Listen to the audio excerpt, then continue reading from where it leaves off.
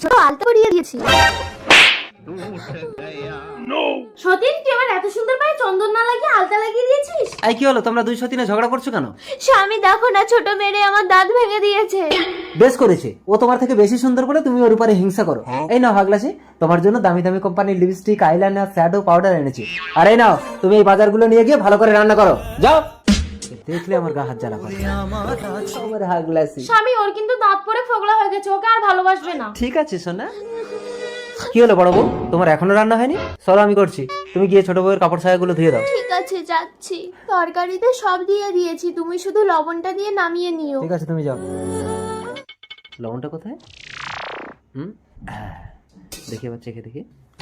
বাহ, দারুণ স্বাদ হয়েছে। এইবার বড় বউ তরকারিতে এক গাদা লবণ ঢেলে দিয়ে তোকে আমি স্বামীর হাতে মার খাওয়াবো। ও হাগলাসি, আজ রান্নাটা যা হয়েছে না, শুধু কালারটা দেখো। এই নাও, খেয়ে দেখো।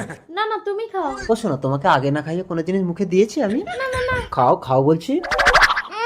তরকারিতে এত লবণ। কি করে?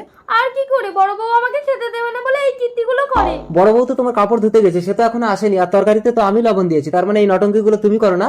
আমার এগুলো একদম ভাল লাগে না হাগলাসি। ওরে সতীন, আমার প্ল্যানটা ভেস্তে গেল।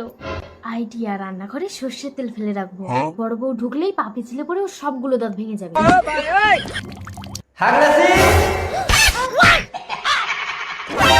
ও মা গো, আমার সব দাঁত ভেঙে গেছে গো।